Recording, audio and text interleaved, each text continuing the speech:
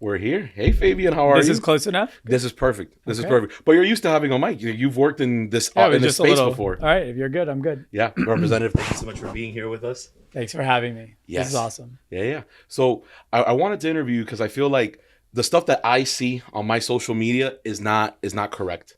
I feel like the stuff that I get exposed to with politicians, like most people don't know a politician. You know what I mean? I think that's the point. I think I'd first direct you to my social media. Yeah. And that's honestly one of the best ways to get to know a person, right? Right. And I take a lot of time and I invest a lot of time and thought into each post. There's a lot of great content I like to write.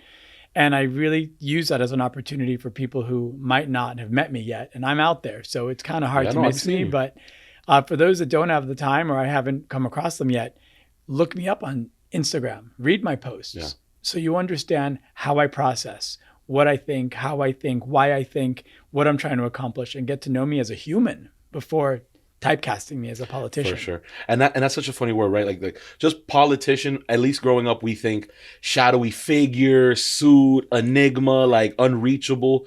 But it's like, if you knew the person, you wouldn't have such a negative opinion of it. Well, I think that applies to me. Yeah. I don't think that applies to most of them. I think for the most part, the establishment types, they're as disgusting as you might imagine. Yeah. And that goes for both sides. The one thing I like about here in Florida is there's a lot of real people trying to get in and do the right thing, at least on my side, for the most part. North Florida and South Florida are completely different markets. And South Florida is kind of known as the whole, sunny place for shady people type of scenario. Do you watch Game of Thrones? And I do. I've always said that politics in Miami is like Game of Thrones. Like it's the Lannisters versus the Starks versus very tribal in that aspect. Yeah, except it's a little lowbrow and tacky as hell. Yeah. It's not like they. You got to think of it as a battle, right? And there's, for instance, in the battles they have, there are rules of engagement in battle, even in the monster wars. And a code of honor. And a code of honor, right? That's implied in the rules of engagement. And you choose a time and a place, you bring your team or your idea, and you battle it out until the best emerges. Exactly. Correct. And that's not how they play here in South Florida.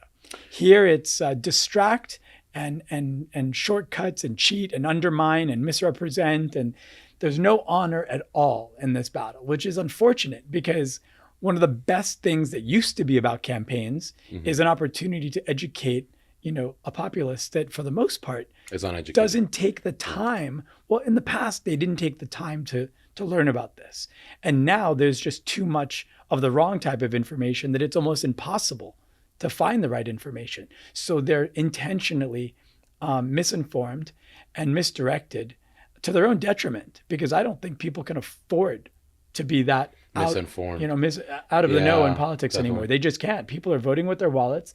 They're noticing the cost of groceries, the cost of gas, the traffic simulation programs that make no sense. I mean, traffic lights don't even flow anymore. Simple things like that, right? In county management, there's a program. I mean, I don't know who put in hours, but I think AI could do it better than what we've got going now. With the traffic. It used to be when there's a traffic accident reported, the command center sends out a signal, and the timing of the light goes a little bit slower to kind of siphon off for traffic to the other side. Because they understand how many cars are here. I get what you're saying, that this could all be outsourced, but yet it's still antiquated. But in a perfect scenario, if you go the speed limit and you pass a green light, you're not supposed to hit a red light for a while. I mean, these things are supposed to be designed to keep traffic flow.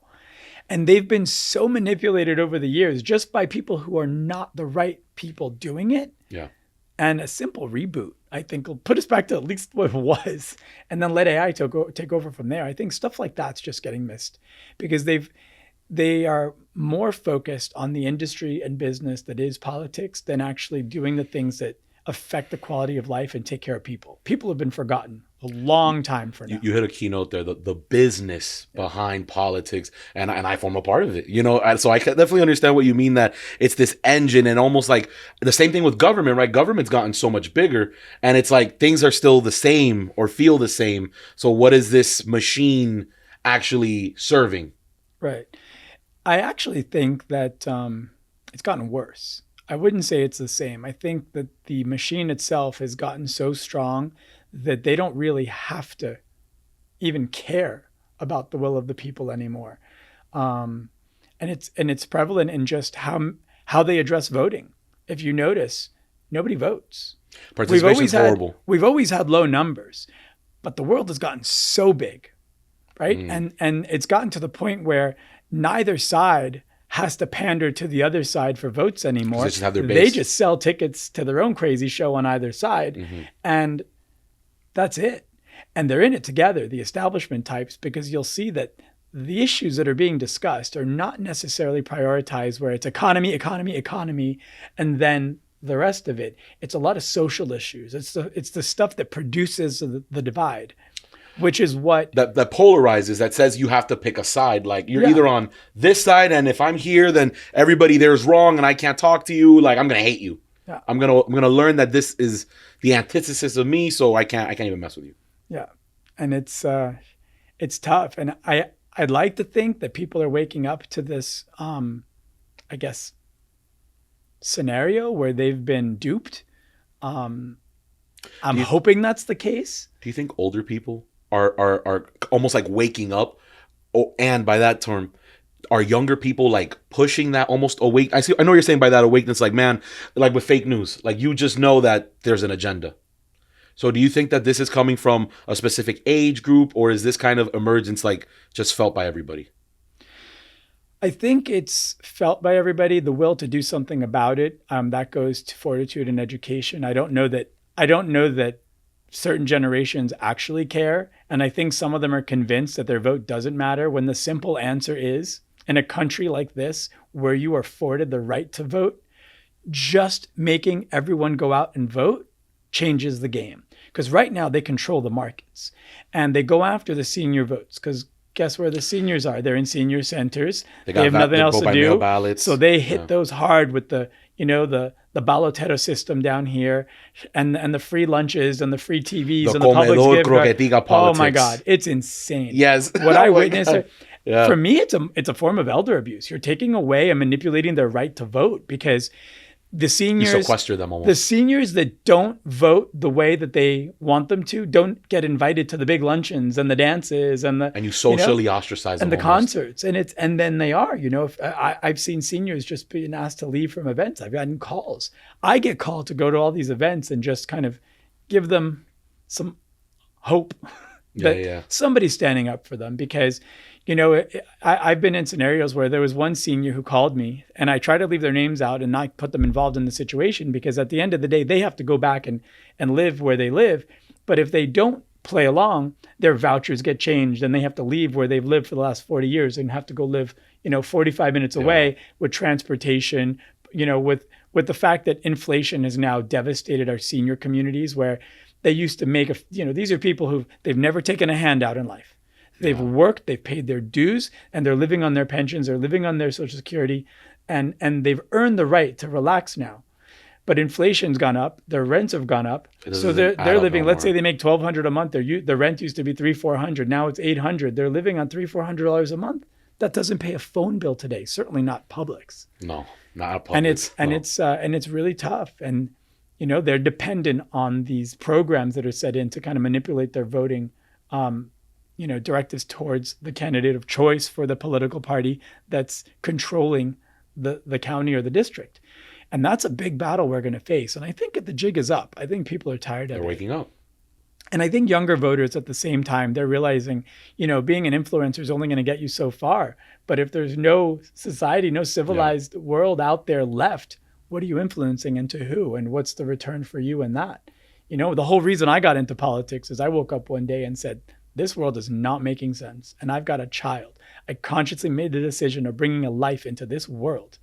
Yeah. And how am I going to leave the world for this magnificent human that I've invested time, love, energy to raise, to be this balanced, generous, kind, compassionate, empathetic person, growing up in a world where there's anger and hate and stupidity and entitlement, all at the same time, sometimes all in the same person. Yeah. And this is what a big part of our society has become, and it's ugly. And it's do scary. you think people become that way out of fear or maybe the unknown? Well, I think it all stems back to education, because if you are being programmed in a way, it's the old red light, green light. You tell somebody red light, red light, red light. Conditioning. You turn the light green, nobody moves. Mm-hmm. That's what's going on. So this district has been so cultivated and just manipulated on being so anti a certain party that that's their livelihood now. Like, their party is their identity. And that's the strangest thing ever. People ask me, how do you identify? I identify as a human, a man, a father, a family member. Like, my interests, my hobbies, that identifies me. My political party, listen, politics has changed. It used to be strictly about the economy. And now it appears to be about everything else. But, what we have economically is unsustainable. Nationally, we're trillions and trillions and trillions and trillions of dollars in debt, and indebted to our biggest enemies. And socially, we're falling apart. People don't say please and thank you anymore. No, that's one of the weirdest things. And it's scary. Like you literally are outside trying to get groceries, and you don't want to bump into somebody. You don't even want to say excuse, because you just don't know. And not only that, I feel like being a child, being a student today is way harder than when I was in school. And I was a student not that long ago. You know what I mean? So it's like the times are definitely changing. The school systems are, what we've done here in Florida is really important with school choice. And this was something that was really difficult to get my district to get behind, because the marketing agenda against it was they're trying to defund and close our public schools. Of course not. Of course not. Every community needs a public school, and that public school should be the very best. Yeah. And then, of course, a free market dictates that you should have other opportunities. But if your schools are failing your children, if our literacy rate is not improving decade after decade, something has to change. Yeah. So let's open up the opportunity to new markets. By the way, if people are leaving the public schools, it's for a reason. It's indicative of what is wrong. It's because something's wrong. And if they're not, it also gives these public schools an opportunity. It almost puts them on notice where now they've got to step up and deliver. In my district alone, I reallocated. This isn't new money that I found or put in for. This is money that was already distributed before my election that was misappropriated to other areas because of political reasons. $16 million I brought back into my district. And I put all of that deferred maintenance up to date. So my schools are fixed. I had classrooms. You could fall through the floors with swinging lights and mold and no AC. 20 broken classrooms in one school alone. And I have 12 cities, 10 cities and 2 unincorporated entities, and a lot of schools and big schools. And we're busing kids in from all over the county. And this is what we get. And I'm the richest district in the country. Yeah. If that's what you're doing. I was looking at the zip codes are just like some of the most affluent areas. And yet you don't have that innovative cutting edge technology publicly accessible, So do you think that in doing that, did you have to compromise with your other representatives that might not have the same viewpoints? Or how do you deal with, because obviously we are in a 2-party system. How do you work with your contrincante, with the other person that might not have your same belief? So I really or opinion. I really always start by telling people that if we actually sit down and have a real conversation, there's very little that we're going to disagree on. Because, and that's one of the things I love about Florida, 98% of legislation here in this state passes unanimously with bipartisan support. So we are strong. Again, it's the social issues where we differ. And I don't know that either side has made enough of an effort to get this right, because compromise isn't the word. Your responsibility, your job, your duty, what you signed up for. As an elected official, you signed up for this, right? Is to find a common sense middle ground. Neither extreme will ever work. And the idea is to find, it's to use your counterpart to see things in a different light and find your way to a common sense middle ground where it can make sense for all, or at least a majority. And And I've made an effort. When I first got up to Tallahassee, I hand delivered an introductory. It's a session gift that you're supposed to give. I walk to every office. People use staff and they send them out. Yeah. 120 members of the House, 40 members of the Senate, and the entire governor's cabinet. I hand delivered every single one, and I spent time with every member and let them get to know me. Yeah. And I said, I'm willing to work together because we've got to bring people back together. And a lot of people really wanted to, especially on the Dem side. About 13 of them really wanted to. But it's a top-down system on both sides. So you got to follow. They were not allowed. As soon as they found out that I was making sense, don't forget, there's no money in the cure.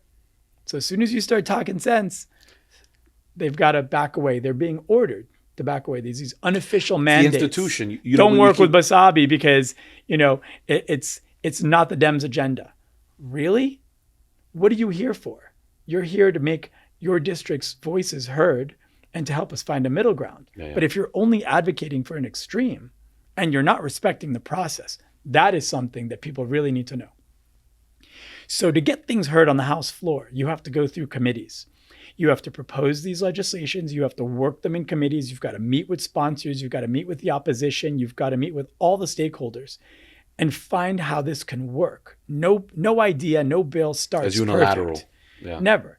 You got to work them and make them. And if you don't get all of your ideas, then you piecemeal it. You take small bites of the apple, but you get in and then you constantly improve things. It's an 8-year tenure, but you have to get reelected every 2 years. And if you're doing your job, you should have no problem getting back in.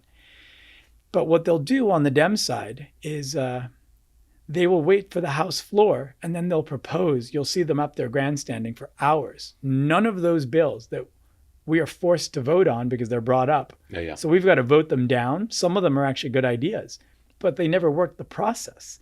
So you don't get to skip the line. You didn't get that compromise. Yeah. You don't get to, let's just say it's something that we all would have agreed on all the way. You chose to not follow the procedure. If you don't follow the rules, you don't get to the finish line. And they do this, and especially on the controversial issues, so they can get their Instagram, reels and their moments so that they can campaign and they can try to call out the opposition who's voting them down, not because we don't agree, it's because you didn't follow the process. Yeah. And they know the public is not aware of this. They know it. Who watches the Florida channel? Like, who takes the time to unless you're like this? Directly involved, no, it's not happening. And you'd be surprised at how many people are not involved. Less people vote in this country than work for the federal government. That's a scary statistic. That's tough. So just to put that in perspective, that's like just a job group. Less people vote. That's right. And if you remember, there was a time when we used to have, rock the vote concerts, and it was so exciting, and you had celebrities telling everybody to get out and vote. And you don't see that anymore because they like the low numbers. That's a market they can control. It's just it's a math game at that point. Yeah, it's like if you have less participation and it changes your strategy, it changes how you reach voters, what your messaging is. So yeah, you can get away with not having real ideas or coherent solutions because you could just keep going to the people you know are going to carry you to the finish line. That's right. Man, okay, so check me out. What would you say in Florida right now is the premier issue, or what is something that needs to be resolved this year, next year? Like, what is the top of the line? Like, we can all get behind this. Well, it all boils down to transparency and accountability, but it's really the condo insurance and HOAs and really insurance in general. I think that's something that it needs to be immediately addressed. And we did in past session. We've made strong strides in tackling the issues that created us as an insurable market. So, and my district is a big part to blame for it.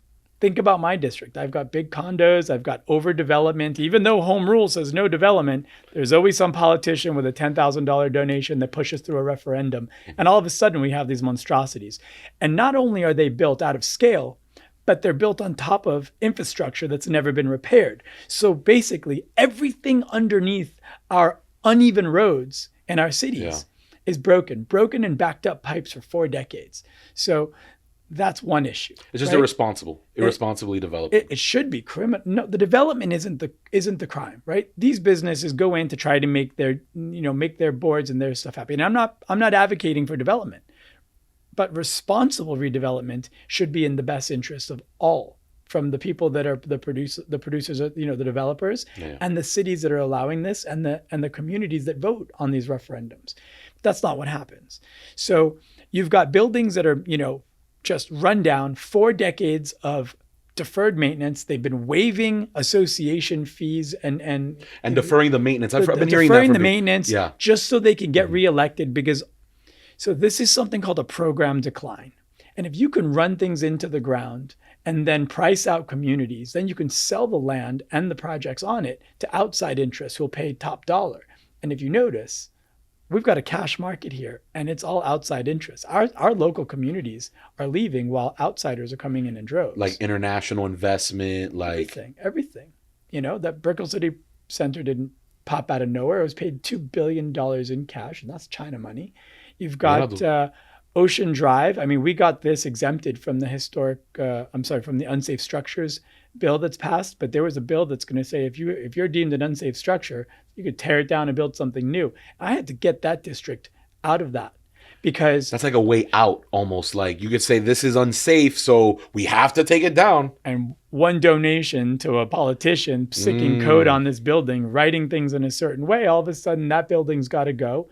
The owner there has been struggling for years because we've had spring break as the biggest interruption to our market. I got to talk to you about Miami Beach and spring break. Spring break is a total scam. This is the part of the program decline. Think about the people producing it. We pay millions of dollars to open up our beaches, to have people come in and just create lawlessness. We intentionally tie the hands of our law enforcement officers.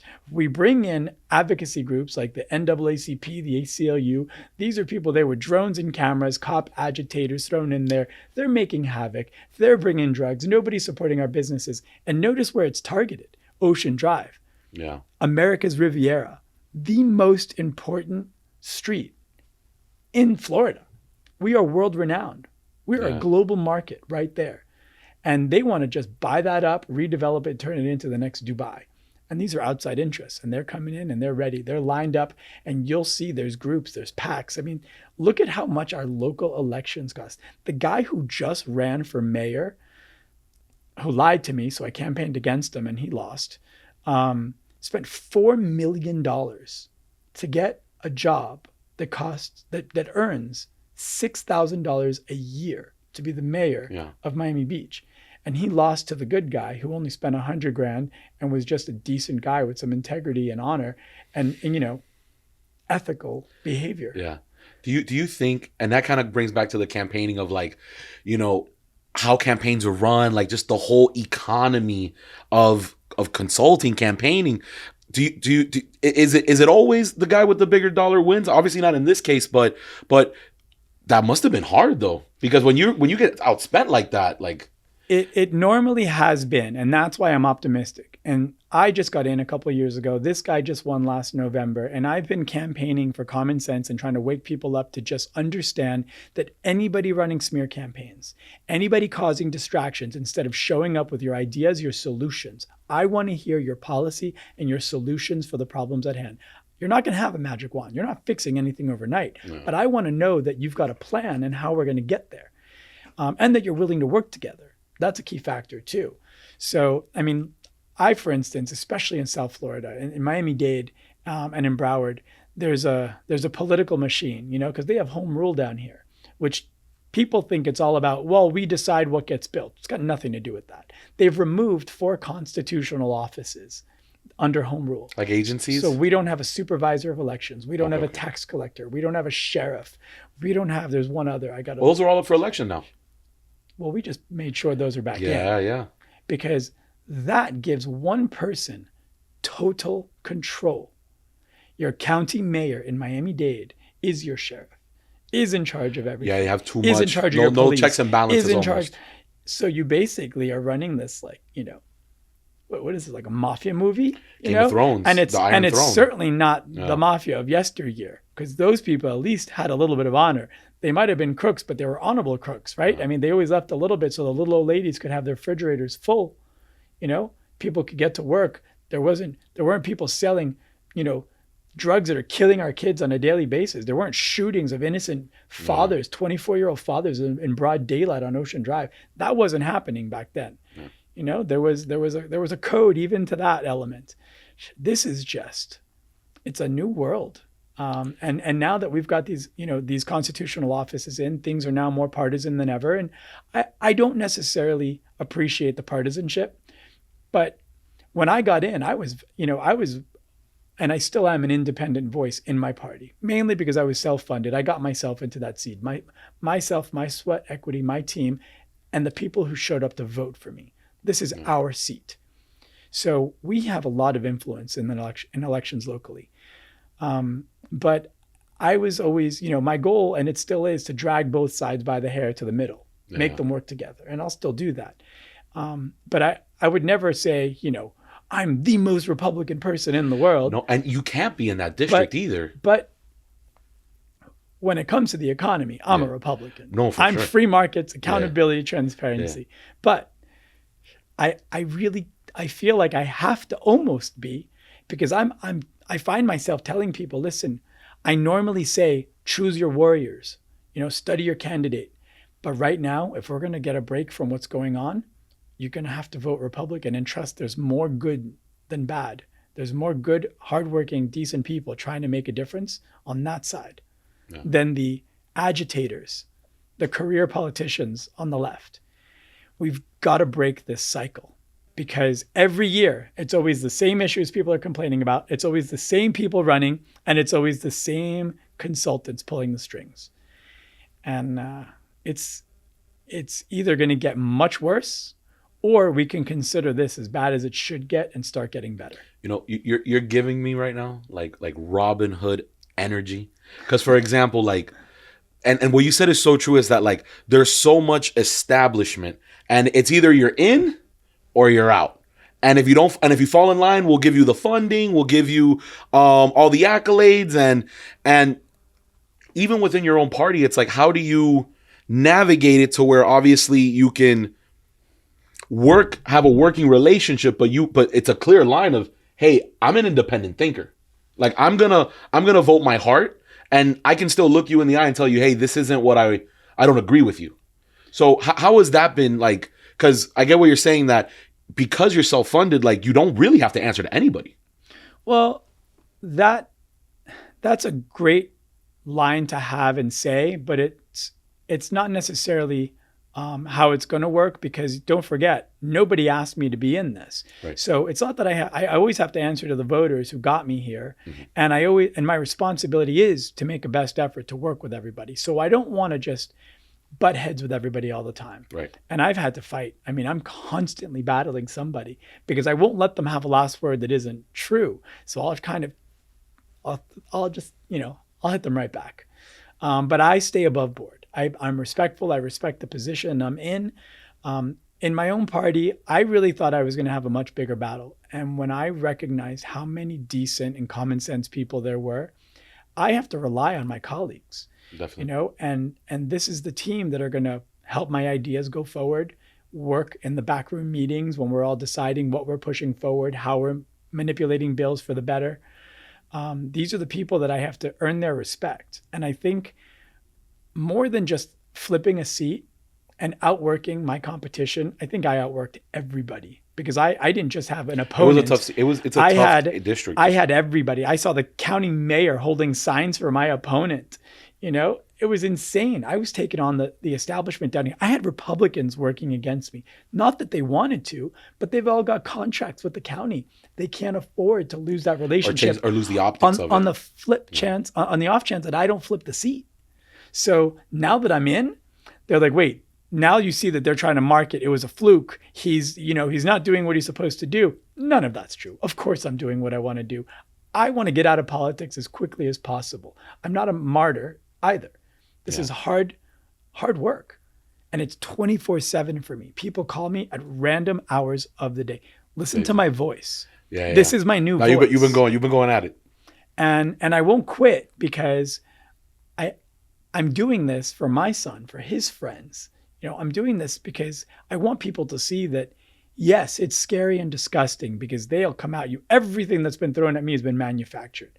I mean, the day after I got elected, I hate women, I hate Jews, I hate blacks, I hate tall people, short people, I hate Hispanics. I'm Hispanic. I hate kittens. Somebody said I hate kittens. Who hates kittens? You know? I'm a dog person. Yeah. But I mean, I'll pet a cat. Who's gonna say no to those cute little kittens, you know? Yeah. But it's insane because they'll do anything to just typecast you as something that you're not instead of facing you head on with policy. And my opposition to date can't do it because nothing of the progressive and liberal agenda will ever translate into any level of progress. Certainly not going to put money in anyone's pockets. We have stores closing every day, people out of work.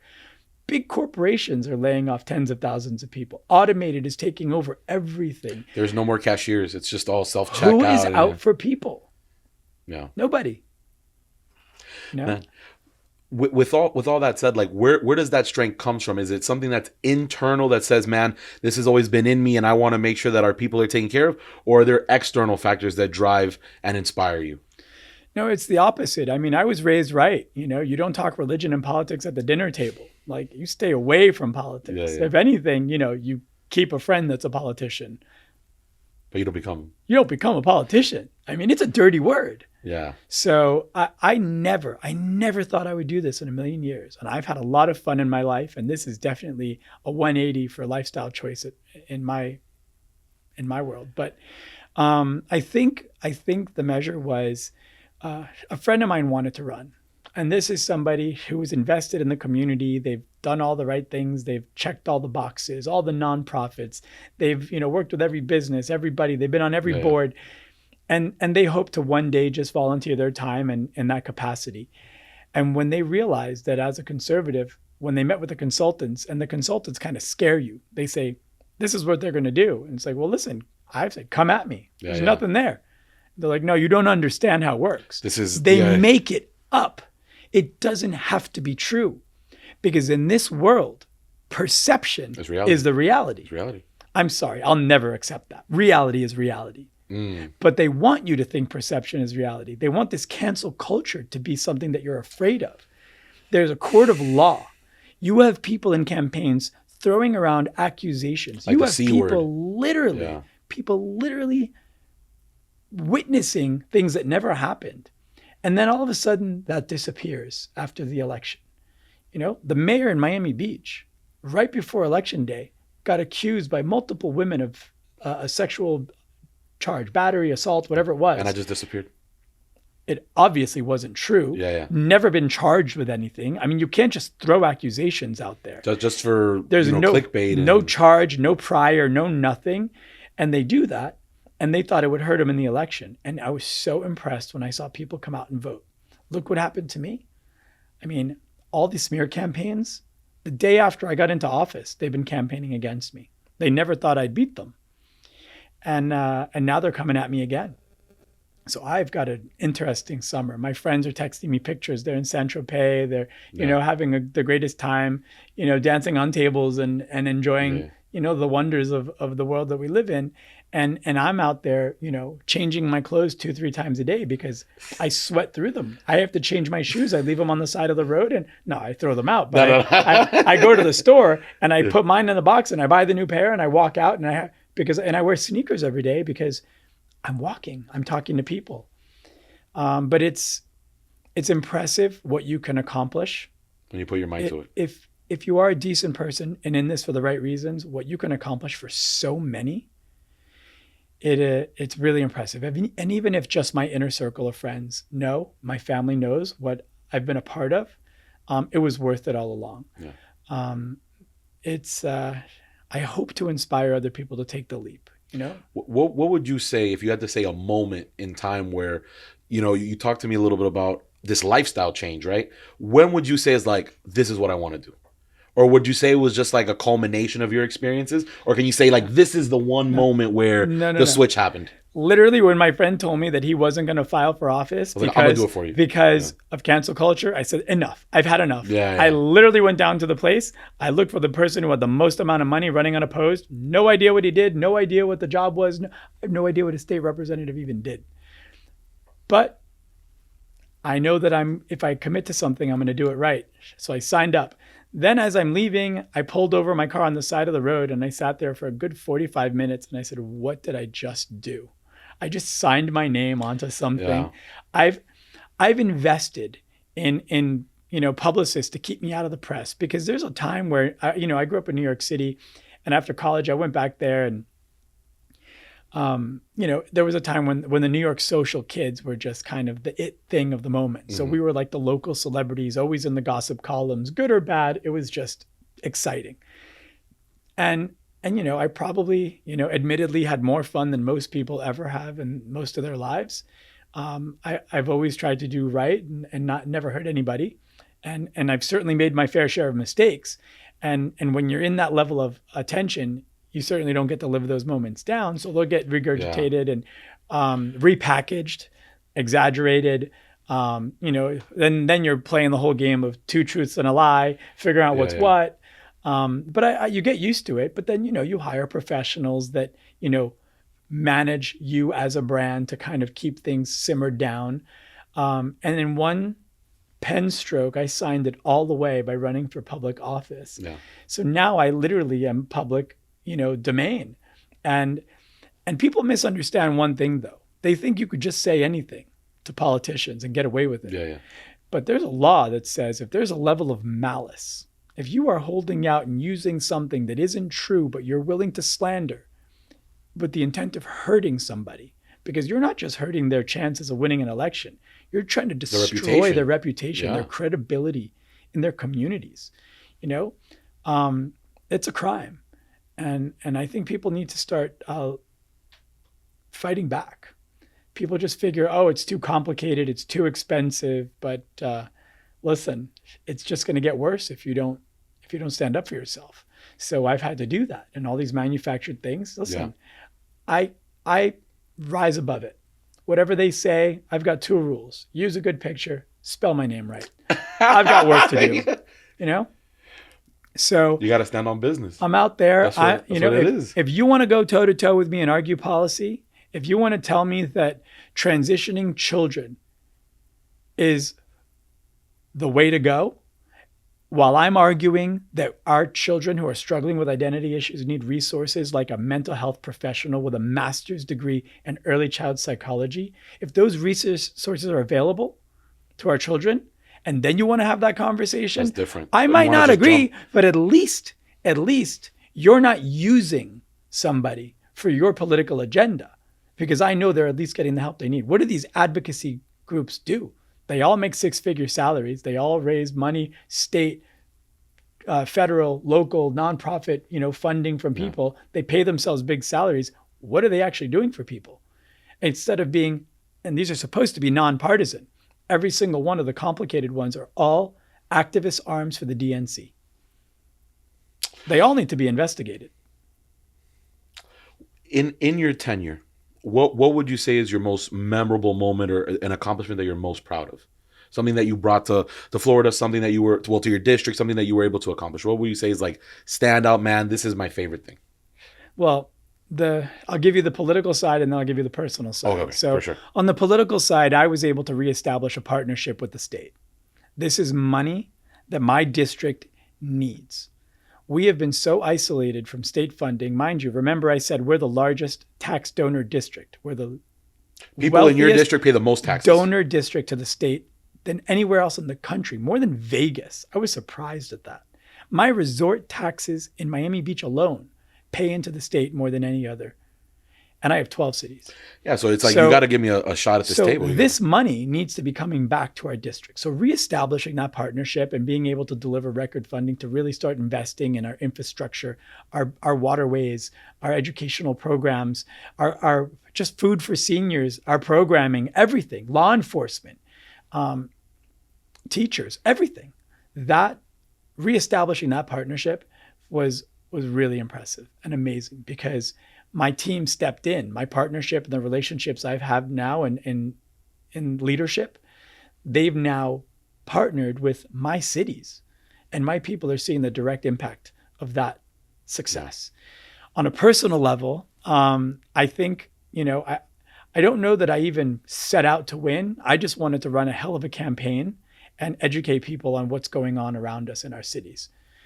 then on election day, I was, You held they're your counting the breath. votes. You held your breath. I man. was preparing a speech to tell my son in case I didn't win. I Yeah. didn't think I was going to win. And I was nervous because I've always told my son, if you do the work, you get the reward. The result. No shortcuts. Don't BS me. You really do the work, you will succeed at what you're after. And that should apply to just about everything, right? Yeah. And then here I am, and he's never seen me work so hard in my life. I've never actually worked so hard in my life. I've never really worked, And I've invested time. I mean, there were days I would come home with a 1/4 inch of salt caked onto my skin. Yeah, from all the walking, From all the sweating, walking and the sweating. I mean, Yeah. it was insane. I mean, I would just jump right in the pool. I didn't know what else to do. You'd like hose me down. It was disgusting. I was tan. It looked great though, but whatever. But I was like, what if the world has changed so much that is no longer true? the quota, like that's not good enough. And when I won, and I got to look him in the eye and my family, my friends, Say I did it. and say, wow, the world still makes sense, Yeah. and it's worth fighting for. It was like, I mean, I just got goosebumps telling you. Like, No, I know you're saying that, like that it's it's powerful. proven, right? That you believe in it. It's almost like democracy, right? Like it's supposed to work. But there are moments when you're like, you kind of lose faith, and I appreciate you saying that, because it's like we all have some self-doubt. No matter how much like I'll be the first to say, man, like I believe in myself, but there are moments where you're like, is it enough? You start second guessing yourself. Yeah. So in that moment, you have to kind of settle into your faith. Do you think you found that in faith or in the belief of this process works? I'm not trying to get religious, Both. But you know what I'm saying? Like both. And I appreciate that you bring in some religion, because I'm not afraid to talk about it. And I'm not going to go to the extent to say that I am the most religious person in the world. But I respect my religion, my tradition, my family. I raised my kid the way my family raised me. Yeah. And I noticed today a lot of people, they're so ready to walk away from faith. And those are usually people with the most problems in their life. And they're not happy. They're not happy. Yeah. They're not clean. And I think it's all part of it. I've had some tremendous, wins in my life, and I've had tremendous loss. I've lost people near and dear to me in some of the most unimaginable circumstances. And I like to think that they're somewhere up there watching over me, guiding me through, protecting me in any endeavor I face. And if I can be put to this purpose, to serve people, then there is a plan, and you've got to have that faith. What piece of advice would you give somebody that wants to get into politics, that wants to that has that same sentiment as you? I want to change the world. I want to leave an imprint. What advice would you give them? It's very simple, and this goes across the board. Showing up is half the battle. You cannot live in fear. Show up. And then once you're in it, you'll find your rhythm. Yeah. If you want to get into politics, stay away from the politicians. Go to the people. Get people to be inspired by you. Because people are so busy voting left and right, or voting away from someone's agenda, but they're not necessarily in love with the candidates. They're not inspired by the person anymore. And that's something that has to change, because we need leaders. We need leaders that kids can look up to, that adults can look up to. They can relate to, they can bounce ideas off of their ideas that they hear about. They can just be better. Yeah.